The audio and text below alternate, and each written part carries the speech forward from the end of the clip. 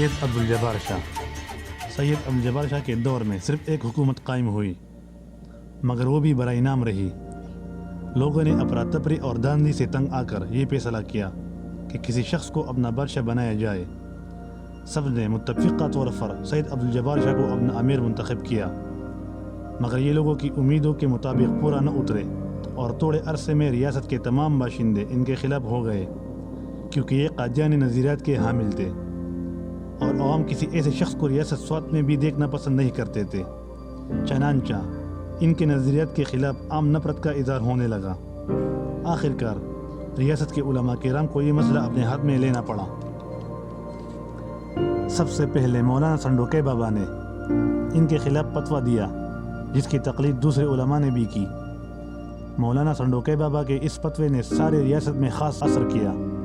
آخر کار عوام نے سید عبدالجبار شاہ کو تخت سے معزول کر دیا اور ریاست کے حدود سے باہر نکال دیا۔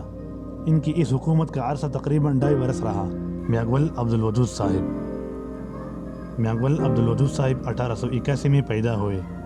آپ کی والدہ ماجدہ مرحوم مہتر چترال افضل ملک کی دختر تھی اور آپ کے والد ماجد حضرت اخند صاحب کے چھوٹے بیٹے میاں عبدالخالق تھے۔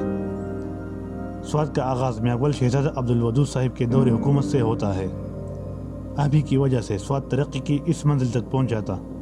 آپ کی قومی اور ملکی خدمات کی وجہ سے یہاں کا بچہ آپ کو بادشاہ صاحب کے نام سے پکارتا تھا۔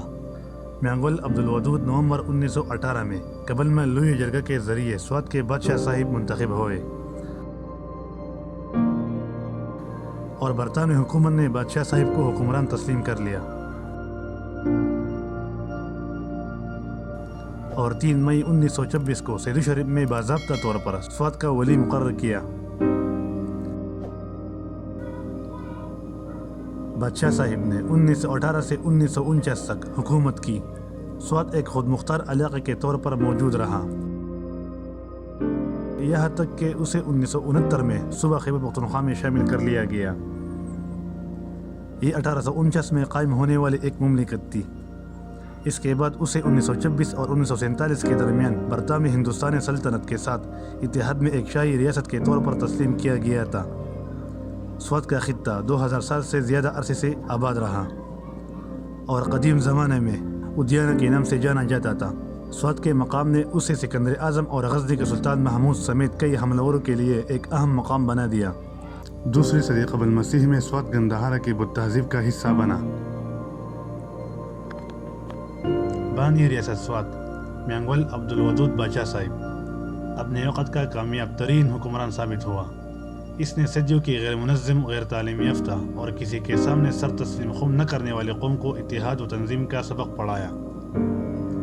ان کی اپنی حکومت قائم کی، ریاست کو ترقی کے راستے پر گامزن کیا، زندگی کی سہولتیں مہیا کیے، تعلیم و صحت کا انتظام کیا اور ریاست سوات کو تاریخ اوراق میں ایسی جگہ دلا دی کہ دوسری کوئی ہم عصر ریاست اس کا مقابلہ نہ کر سکی، اور اپنے لڑکوں کو تعلیم دلائی اور قوم کے لیے ریاست میں مدرسوں کا جال بچھا دیا، اور وہ سب کچھ کر دیا جو دور حاضرہ کا کوئی اعلیٰ تعلیم یافتہ اور تربیت یافتہ حکمران کر سکتا تھا۔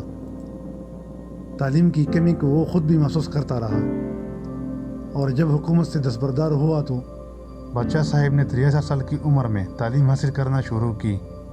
12 دسمبر 1949 کو رغبتی اپنے لائق فرزند میاں محمد عبدالحق جہانزیب کے حق میں تخت سے دستبردار ہو گئے اور دنیاوی معاملات سے الگ ہو کر گوشہ تنہائی میں یاد الہی کو اپنا مسلک بنا لیا۔ دستبرداری کی یہ تقریب نوابزادہ لیاقت علی خان وزیر اعظم حکومتی پاکستان کے ہاتھوں 12 دسمبر 1949 کو بمقام سیدو شریف سر انجام پائی تھی۔